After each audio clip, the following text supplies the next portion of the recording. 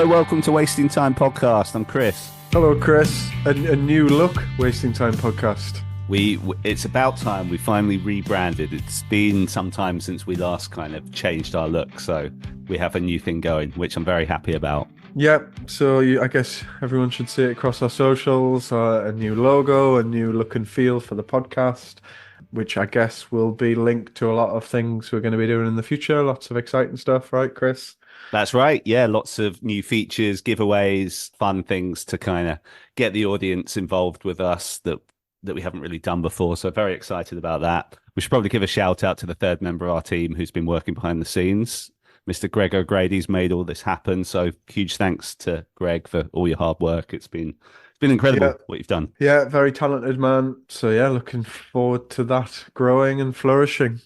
A lot more animated stuff we'll be doing as well, which looks really good. So yeah, very, very excited for it all. And we have some other announcements around the podcast coming soon, so keep your eyes peeled for those. What else has been going on then? So for the listener, unfortunately, my co-host here has come down with COVID the last few days, which has been unfortunate, obviously, for him.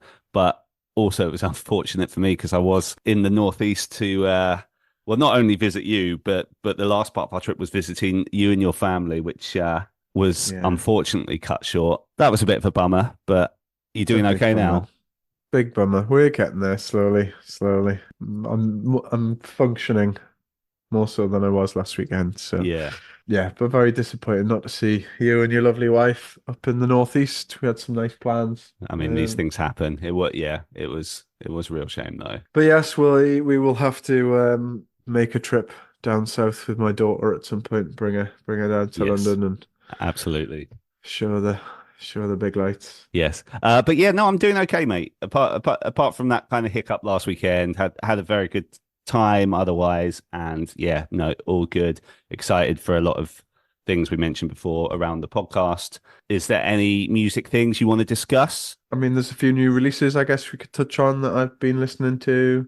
Frank Turner brought out his new album last week, which kind of lined up with his world record-breaking attempt of live shows. I think it was 15 live shows in 24 hours across 15 cities, all in support of kind of independent venues. And I think all the ticketing was done by independent record stores as well. So obviously Frank's always been a big advocate of the independent scene and world. So yeah, fair play to him. Congratulations. What about the record? You listen to the record at all, Chris? Yeah, I've given it kind of just one run through. I need to give it another go. I thought it was okay. It didn't land with me straight away. For those that like kind of Frank's more kind of folk punky stuff, I think it's probably more up their street. There's not as many kind of poppier, big pop songs on the album. Yeah. It's not. Do you like it? I mean, it's not really up my street, to be honest with you. But again, like yourself, it's only had one listen of that. But yeah, definitely got a more kind of folk punky feel, I think, to some of his earlier records. Another track I'm really into at the moment, which I sent you the other day, is that new Dangerous Summer track. Like, it's got just this real kind of cool breaking into summer kind of vibe. It's called What's an Hour Really Worth? Yeah. I don't know if that's part of new album that's coming. I know there's been a couple of tracks released. I assume that's part of an album or an EP of some description. I think it probably will be. Because their last full length, I think, was around 2022. Because I remember we got sent in advance of that because they were supposed to come on the show, and then for whatever reason we never aligned the dates. So maybe we should get them on this album cycle. Yeah, if there's something coming out. But yeah, no, that song, What's an Hour Really Worth, just captured me straight away, and I've had that on repeat a little bit. So go check that one out. I've had that Super American song on repeat. Did you listen to it? I sent it to you yesterday. Did, yeah. Not my cup of tea, if I'm honest. Yeah. I always know when I haven't heard back from you. I was like, oh, yeah, he's clearly not bothered about this at best. No, are they a new band, are they? I first heard them about 7 years ago, so they've been around a little while. Yeah, they're a young band, but they've probably been around about going on for a decade now. I can see why you like it, put it that way. Okay. More down your road than mine, I think. I've forgotten what it's called. Let me just mention that to give them a shout out. And the Story of the Year brought another song out. One sec, one sec. Let me give my super Uh, American shout out. Manager Haircut. That's the new one. Manager Haircut. Yeah. Go on. What's that? Another story? Yeah, they've released another a song off Do you mean story so far? Story So Far. What did I say? You said story of the year, I think. Story of the Year. Yeah, good track. I think I prefer the the one previous that they released. Is it Blind Boy? Big Blind, do you mean? Big Blind. Yeah, that's the track. You're not doing very well with pronouncing their name I or still got COVID, mate. I'm gonna put my hands yeah, up. or brain fog and all that. Fair enough. Yeah, yeah, we'll use that. But yeah, again, is that part? That must be part of is it an EP they're doing or?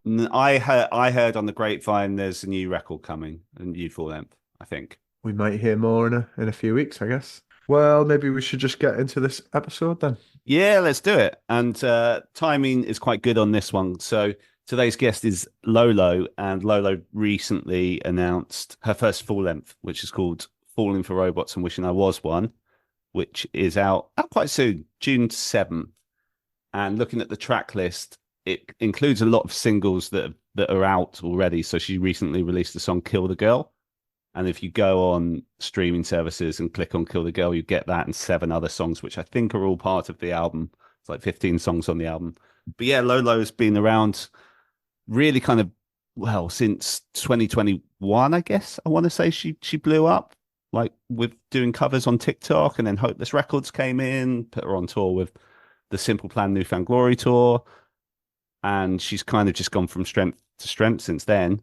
And yeah, I was lucky enough to have some of her time, and she kind of told me a lot about what has been going on and what the future holds for her. I think we can just dive into it. Thanks so much for being here. Yeah, of course. Thanks for having me. Yeah, let me introduce myself. So I'm Chris. I'm one of the Wasting Time hosts, the only one that could be here today, sadly. But you know, It's all good.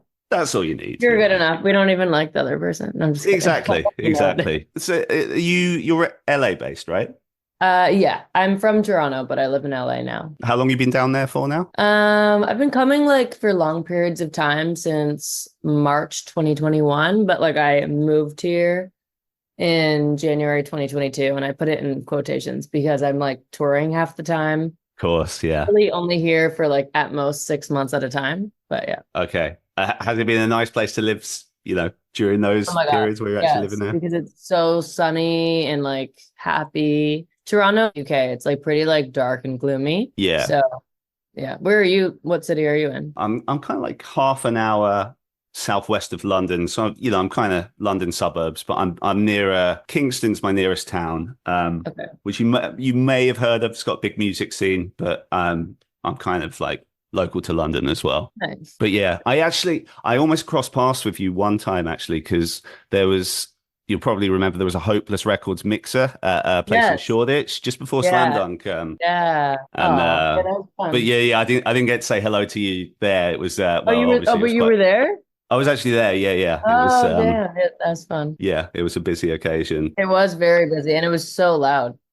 I remember that. I remember I was scared Yeah. I was going to lose my voice, so I had to leave because I was like yelling over the music, and I was like, Yeah. I have to sing tomorrow.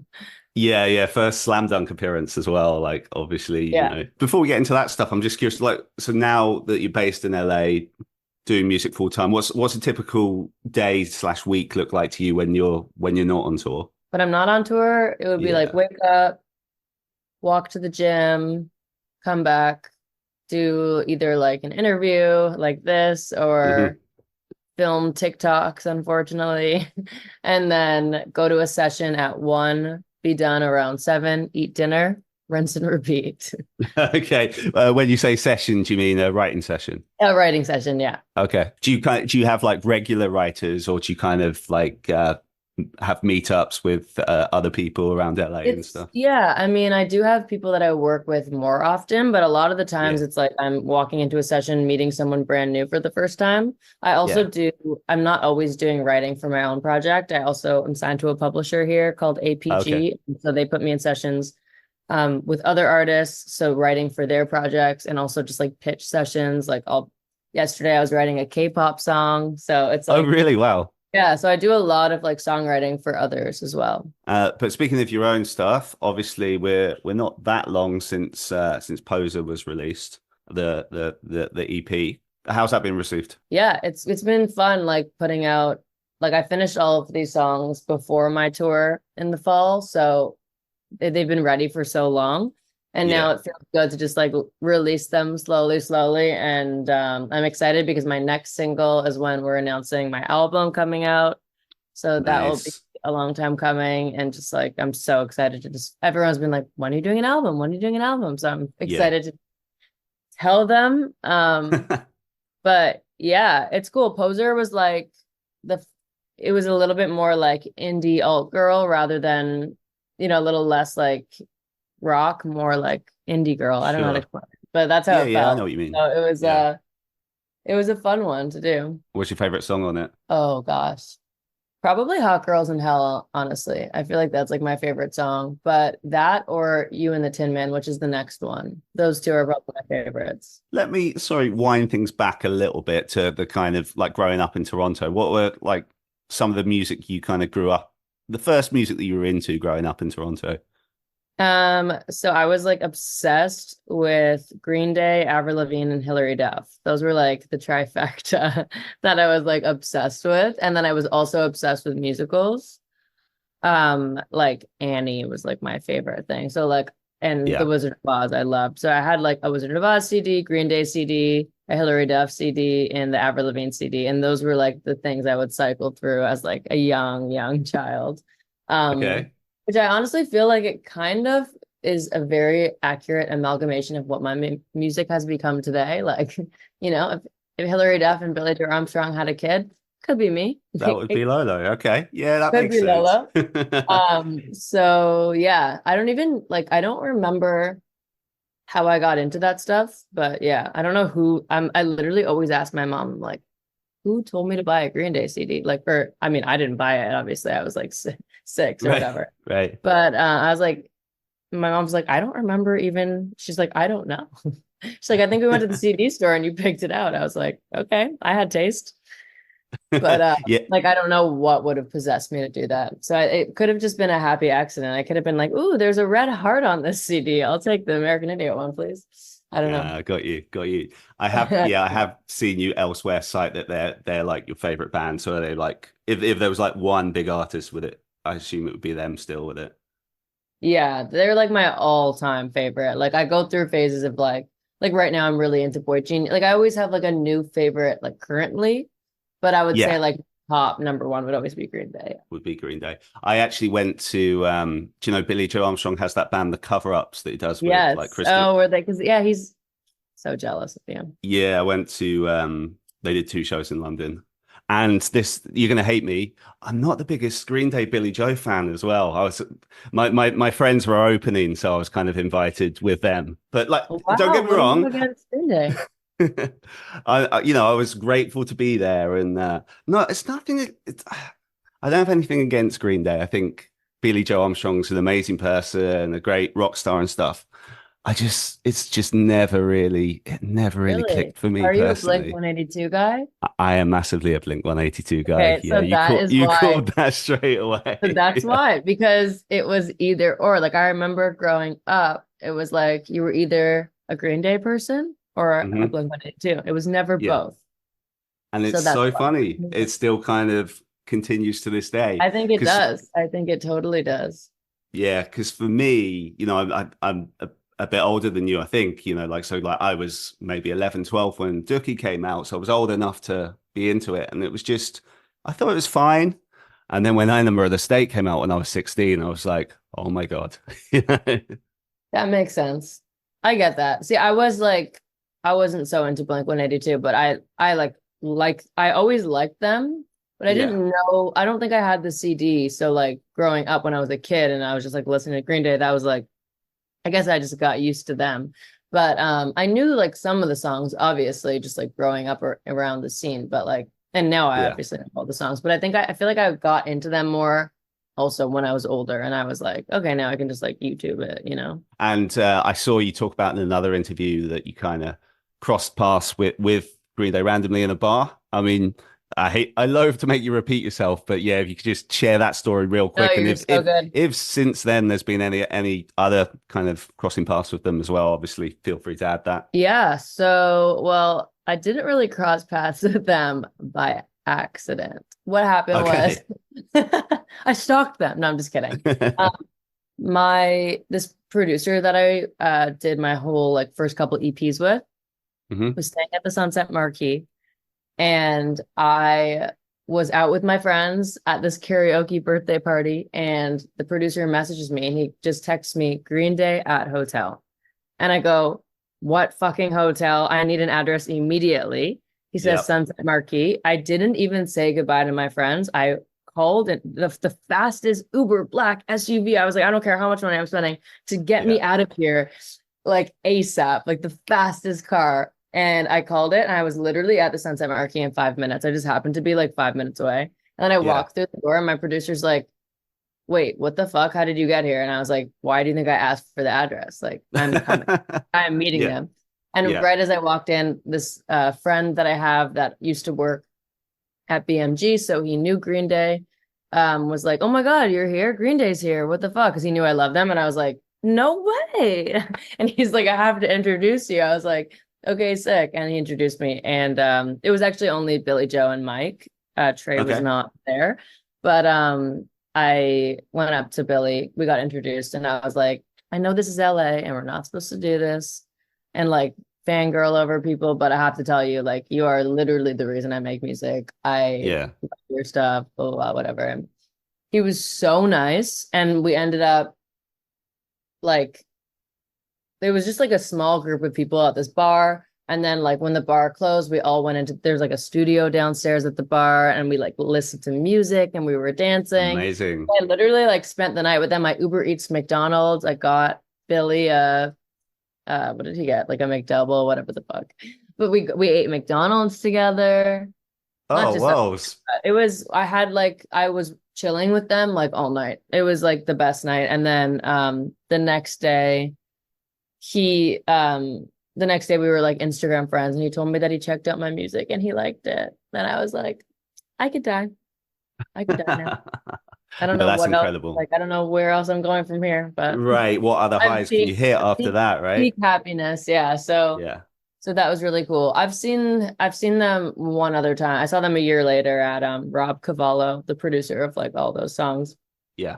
I met him that night too. So we ended up being friends. So I got invited to his birthday party. And funny enough, Billy, like the Cover Ups band, they were performing at. Oh, were they really? Yeah. So they performed at the party, and so that was really cool. But yeah, I wonder how similar the set was that you got to the two I got. It was probably different because it was like it was like a year ago. Okay, so they had a chance to change it up. Yeah.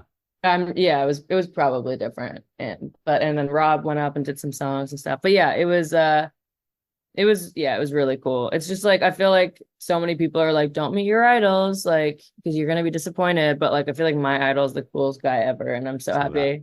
I'm so happy about that because like, yeah, he was just so nice and like knew that I was an aspiring like artist and like could not have been like any nicer. So it was really cool. I get the story checks out because my friends who opened for him, like they're like you, they're like, he's their idol, and they've just said the nicest things, and just they're on cloud nine still, and he's been sharing their stuff all over Instagram and stuff, and they said the exact same thing: don't meet your idols unless your idol is Billie Joe Armstrong. So there we go.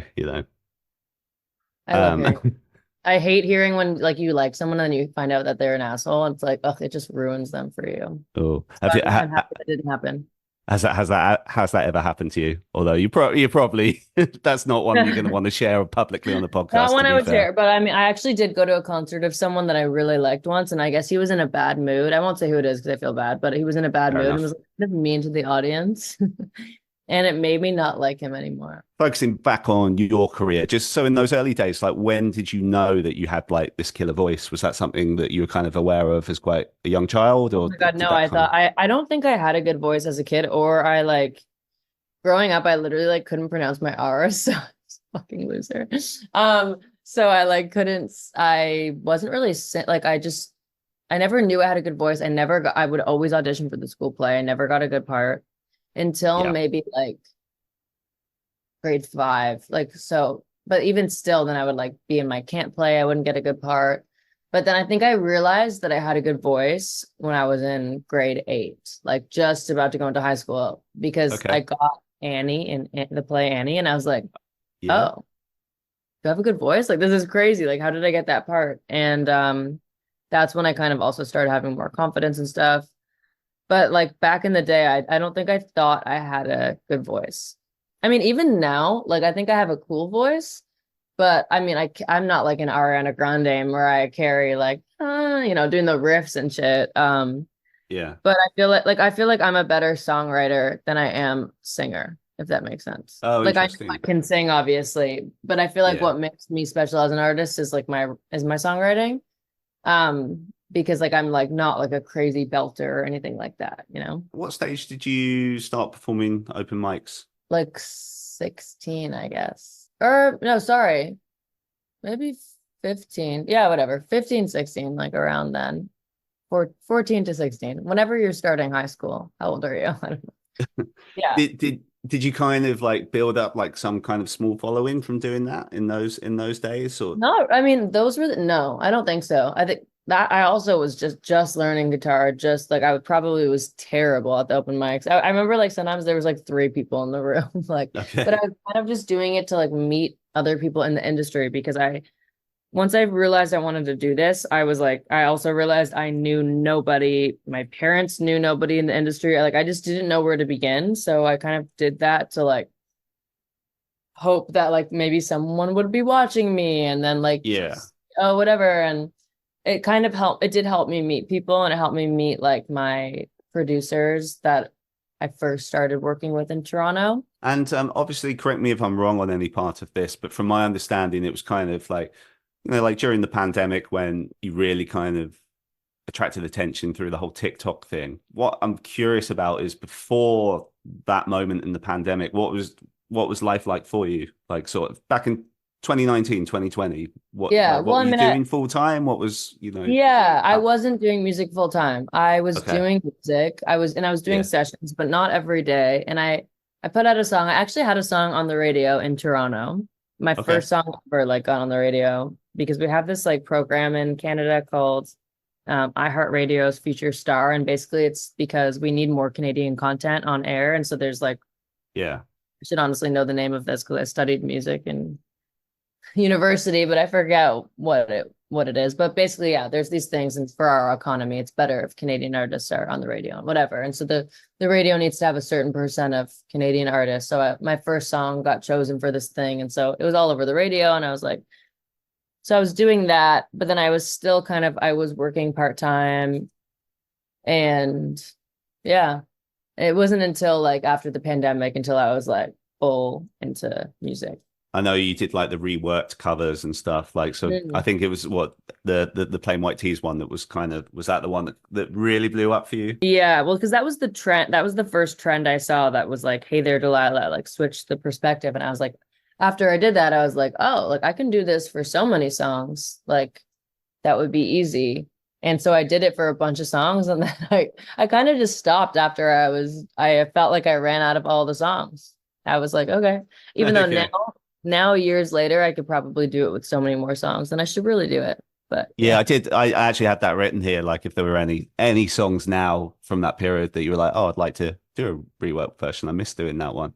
So clearly there are, but do you have any examples? Yeah. I mean, no, because I feel like now there's new songs that I should do it about, but I kind of exhausted all of the options back in 2020. This kind of led to getting on the Newfound Simple Plan tour. Was that kind of through the really big on TikTok? Was it Chad from Newfound Glory? Did he kind of notice you or something? I don't think it was a TikTok thing that got me on that tour, but I mean maybe the TikTok thing got me a publishing deal, and it got me to move to LA. And then when I was and then I was like releasing music, and I felt like then I started gaining more of a following for sure, and getting added to more Spotify playlists. And that's where Chad found me from Newfound Glory. He was looking in a Spotify playlist called Pop Punk's Not Dead, because that's what they were calling their tour. And I was, third name on that playlist, and he was like, "Oh, I like this chick," and they asked me to open, which was awesome.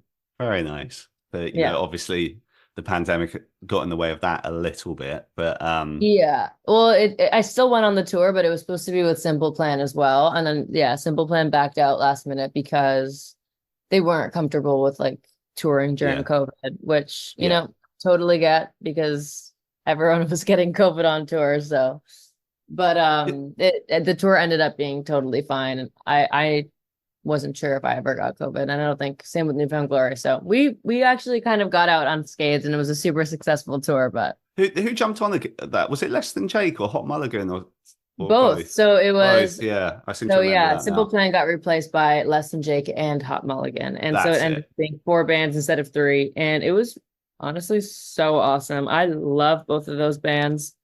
Didn't know of them before the tour, but now love both of them. Have you done Krista Makes This podcast before? I haven't. I would love to though. I love Chris. Yeah, it's really interesting the way he dissects songs. So I think it'd be interesting to have you on that. Yeah, that would be awesome. So had Hopeless kind of been like knocking on your door prior to that tour, or did that I think they knew who I was because I started I started popping up on the playlist and stuff. So they knew who I was, but yeah, you know what? Before I announced the tour, I think before I announced the tour, they were already talking to me, and then I told them about the tour, or they already knew, obviously, because they had Newfound Glory at the time. Sorry. But yeah, it just kind of was like a perfect storm. And then I ended up signing to them on tour. And then it was really cool because Newfound Glory would be like, I would sing a song with Newfound Glory every night. And they would be like, introducing our newest label mate. And it was really cute. Oh, that was a nice thing to happen for sure.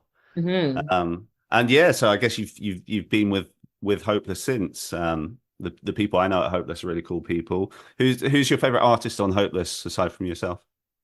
Oh my God. I mean, I want to right away say Scene Queen, but I feel bad for everyone else that I love. But I do love I thought that'd be a tough question, yeah. Yeah, it is a tough question. I just like me and Hannah are pretty close friends, and I just think what she's doing is really, really cool because it's so different. Yeah. And, yeah. You know, it's so like she's really done such a good job at like making herself into such a thing and like such a specific brand, which I think is and just so easily identifiable.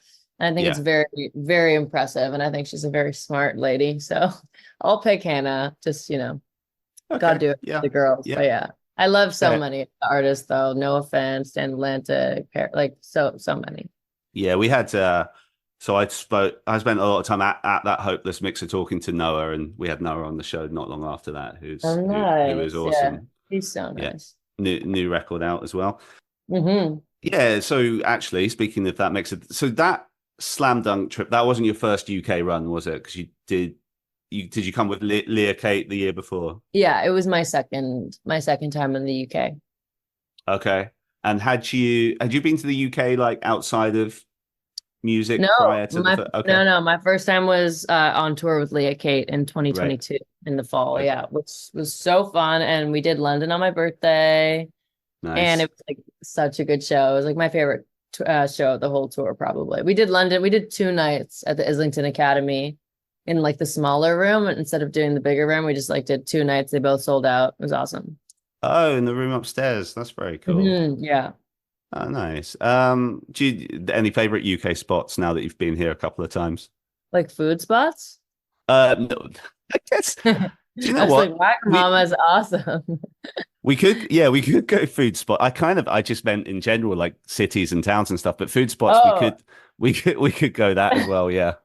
I'm dead. Well, I love Wagamama so much. My band literally, whenever we're in the UK, we just go there for every like lunch and dinner. And I feel like people from the UK don't actually like love it as much as tourists. That's like a thing, right? Well, here's the thing with Wagamama. Like it is good. The food is very decent. But their whole thing, and they've done this since day one, is they come out and they'll say, "Have you ever been here before?" And you're like, if you say no or yes, well, it doesn't matter. But what they want, the point they're getting to is, just so you know, the food comes out at different times, and they think they've got a pass to just do what they want because they've said that. Like you could have your coffee could come after the meal, and then they're going to come bring your starter, and just like, hey, it's just how we do things. And they've got away with doing that the whole time. Oh And God. there's no reason for them to do it. You'd be like, why? And they're like, well, it's because the food's cooked fresh. And you're like, well, that's what restaurants do, but that's Yeah. their little hack that they've got away with somehow. That's really funny. That's so true though. I've definitely had that before. But my favorite spots, you know what? So this past tour, I was out with Against the Current, and we went to I really liked Nottingham. I thought that was a cool place. And same with I love Manchester. I mean, I love London. I pretty much liked every place in the UK. Like I just love the UK. I feel like it's such a good vibe.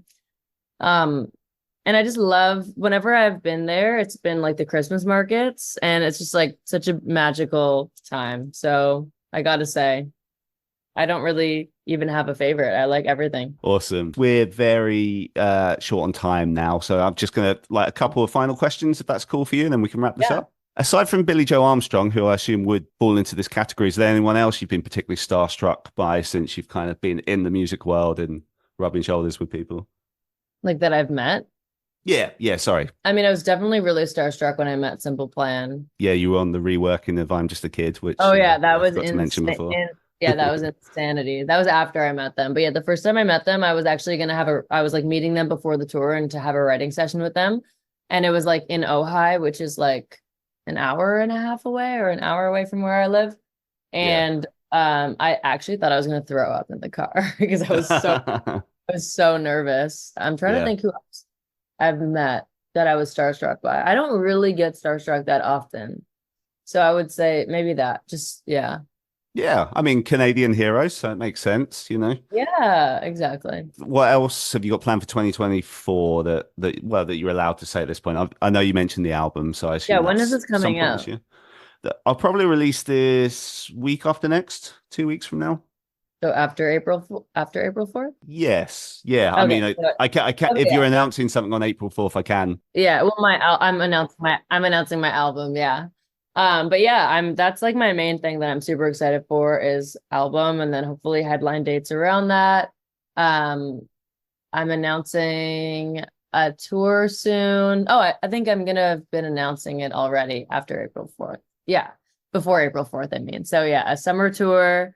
Okay. Unfortunately not in the UK, but hopefully in the fall I'll be back in the UK. But I'm still planning, but that's what I'm hoping for. Final question: what current artists should we be listening to now? You know, big or small, some that we might not know about, perhaps. That you might not know about? Yeah. I have to look at my playlist.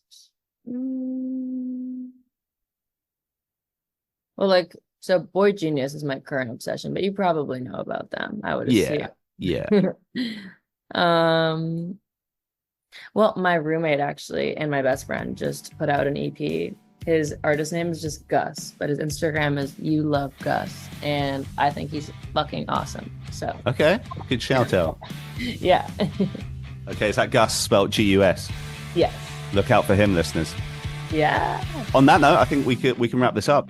Well, enjoy the rest of your day. I guess it's still late morning for you. So yeah, it's 10:31 a.m. All right. Have a good one. Have a good night. All right. Thank you. Great to meet you. Bye-bye. You too. Bye.